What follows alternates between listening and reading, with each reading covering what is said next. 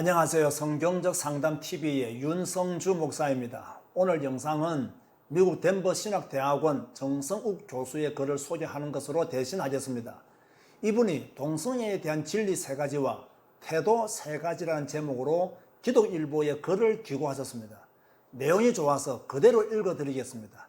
부탁합니다. 끝까지 시청해 주시면 감사하겠습니다. 오늘날 전 세계는 동성애라는 이슈로 몸살을 앓고 있다. 필자가 살고 있는 미국도 예외가 아니다. 성경을 하나님 말씀으로 인정하는 복음주의권의 지속적인 반대와 합법화 저지 노력에도 불구하고 미국 연방법원은 동성애자들 간의 결혼을 합법으로 인정했다. 그것이 2015년 6월 26일이었다. 하지만 2016년 도널드 트럼프가 미국 대통령으로 당선된 이후 미국 내에서 성경적 전통적 가치를 지지하는 세력이 힘을 얻고 있다. 그 결과 미 연방 대법원 판사들 다수가 보수적인 인물들로 채워졌다. 비록 이것은 다양한 일이지만 현실적으로 동성결혼 합법화를 취소시킬 수 있는 길은 없다. 어떻든 동성애를 반대하는 미국 복음주의권 그리스도인들과 교회들은 동성결혼이 합법화된 사회 속에서 복음과 진리를 지켜야 하는 힘든 싸움을 진행해 나가야 한다. 한국도 마찬가지다. 한국 내에서 동성결혼 합법화를 원하는 세력은 점점 그 세력을 확장해 가고 있다.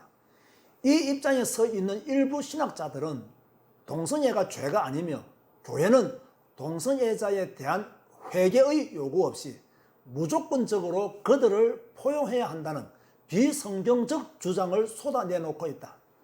이런 상황에서 우리 복음주의권 그리스도인들은 우리가 동성애를 반대하는 이유를 분명하게 이해하고 확인해야 한다.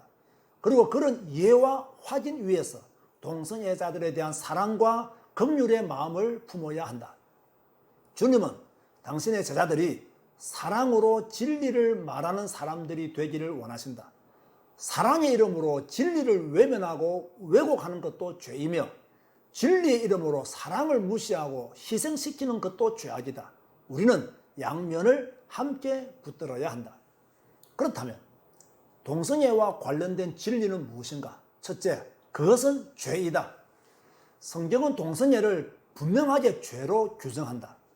일부 신학자들이 동성애적 성향과 동성애적 행위를 분리하면서 동성애적 성향을 악한 것으로 정죄해서는 안 된다고 주장해왔다. 그것은 성경이 가르치지 않는 자의적 구별일 뿐이다. 그런 식으로 주장하는 사람은 죄의 성향은 악한 것이 아니다. 다만 죄된 행위만이 악하다고 주장하는 것과 같아. 과연 성경이 그렇게 가르치고 있는가? 절대 아니다. 성경은 우리 안에 있는 죄성도 악한 것이며 그 죄성이 드러나는 죄된 행위도 악한 것이라고 가르친다. 따라서 성경의 가르침에 의하면 동성애적 성향도 악한 것이며 동성애적 행위도 악한 것이다.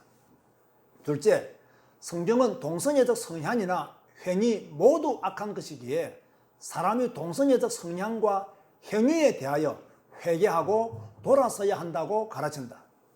만일 회개하지 않고 그것에 머물러 있으면 그 사람에 대한 하나님의 엄중한 심판이 임하게 될 것이다.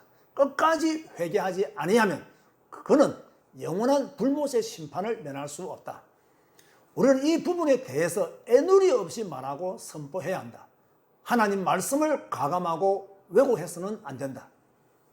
일부 신학자들과 윤리학자들은 동성애적 성향이 후천적으로 습득되기보다는 선천적으로 타고나는 것이기에 죄악으로 정죄해서는 안 된다고 주장한다. 그런 주장 역시 언어 도단이다.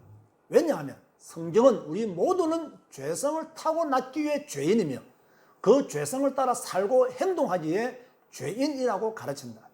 동성애적 성향을 선천적으로 타고났든 아니면 후천적으로 습득했든 그것이 죄악스러운 것임은 의문의 여지가 없다. 셋째, 성경은 동성애적 성향을 가지고 동성애적 행위로 범죄한 사람도 주님 앞에서 자신의 죄를 회개하고 그 죄로부터 돌이키면 죄 사함과 구원을 경험할 수 있다고 가르친다. 크게 보아 동성애는 10계명 중 제7계명인 간음하지 말지니라는 영원한 윤리적 규범을 어기는 죄악이다. 여기에서 간음이란 매우 포괄적인 개념이다. 하나님이 규정하신 총체적인 성윤리에 반하는 모든 것이다. 그것은 음란한 마음과 욕정, 음란한 말, 혼전 성교, 외도, 포르노, 동성애, 양성애, 수간, 강간, 성추행, 성희롱 등을 포함한다. 간음죄를 범한 자가 회개하고 돌이킬 때 주님은 그를 용서하시고 받아주신다. 마찬가지로 주님은 동성애자가 회개하고 돌이킬 때 반드시 그를 사하시고 받아주실 것이다. 그리고 죄로부터 회개하고 돌아선 우리를 점진적으로 그리스도를 닮은 사람으로 성화시켜 가시듯 동성애로부터 회개하고 돌아선 사람을 점진적으로 변화시켜 가실 것이다. 이 진리에 대해서는 한치의 의심도 한치의 타협도 있어서는 안 된다. 지금까지 동성애에 대한 진리를 말했다. 그렇다면 사랑으로 이 진리를 말한다는 것은 무슨 뜻인가? 그것은 우리가 이 진리를 믿고 가르치고 선포하는 태도에 관한 것이다. 그것은 예수님이 죄인들을 향하여 가지셨던 태도를 닮아야 한다는 의미이다. 첫째, 예수님은 그의 모든 죄인들을 사랑으로 용납하셨다. 창녀들을 용납하셨고 세리를 불러 당신의 제자로 삼으셨으며 열심당원으로서 폭력적인 방법으로 독립운동을 하던 사람도 불러서 당신의 친구로 삼으셨다. 그 결과 예수님은 죄인의 친구라는 별명을 얻었다. 이 사실이 시사하는 바는 적지 않다. 만일 예수님이 공생의 사역 기간에 동성애자를 만났었더라도 주님은 그들을 용납하셨을 것이다. 그들을 불러 친구로 삼기도 하시고 당신의 제자로 삼기도 하셨을 것이다. 예수님은 동성애자들을 막연하게 두려워하고 혐오하는 태도, 즉 호모포비아를 선인하지 않으셨을 것이다. 둘째, 우리가 반드시 기억해야 할 것은 예수님이 죄인들을 용납하시고 품으셨다는 것이 그들에 대한 회개의 요구까지도 포기하셨음을 의미하지 않는다는 점이다. 주님이 죄인들을 용납하시고 품으신 것은 그들이 회개하고 새로운 사람이 되게 하시려는 목적 때문이지 그들이 그들의 죄의 상태에서 영원히 머물게 하시려는 것이 아니다.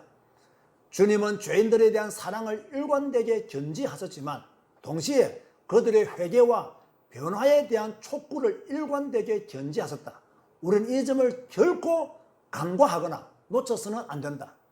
셋째, 극히 예외적인 경우를 제외하고 주님께서 일관되게 진노와 경고의 태도를 취하신 대상은 바로 바리새인과 서기관과 사두개인 같은 종교 지도자들이었다. 주님이 그렇게 하신 이유는 그들이 거짓 선지자들, 거짓 교사들이었기 때문이다. 그들에게는 사랑도 없었고 진리도 없었다. 그들은 진리를 자기 마음대로 왜곡했으며 죄인들에 대한 경멸과 혐오로 가득 차 있었다. 그들은 사랑과 예절로 경건해 보였지만 그 안에는 모든 악한 것들로 가득 찬 위선자들이었다. 그들에 대한 주님의 진노와 경고는 독사의 자식들아, 회칠한 무덤들아, 맹인을 인도하는 등과 같이 매우 강도 높은 것이었다. 오늘날에도 동일하다. 우리는 이런 거짓 종교 지도자들을 경계하고 강도 높게 경고해야 한다. 결론적으로 우리가 동성애를 반대하고 동성애적 성향과 행위 모두를 죄라고 지적하는 이유는 혐오와 배제의 의지 때문이 아니다. 그것은 동성애자들을 진심으로 사랑하고 이웃을 사랑하고 주님을 사랑하기 때문이다. 그 사랑 때문에 우리는 진리로 선포하지 않을 수 없는 것이다. 여기까지 정성욱 교수의 글입니다. 시청자 여러분, 목사는 시류를 쫓는 자가 아니라 진리를 쫓는 자입니다. 동성애에 대한 목사의 입장이 위의 내용과 반한다면 시류를 쫓는 목사입니다. 목사와 성도의 기준은 성경 한군입니다. 시류를 따라 편성하는 간신배가 되지 마시고 하나님 앞에서 용기 있는 자로 사는 저와 여러분이 되었으면 좋겠습니다. 오늘 영상은 여기서 마치겠습니다. 구독과 좋아요를 눌러주시면 더 좋은 내용으로 찾아뵙겠습니다. 감사합니다.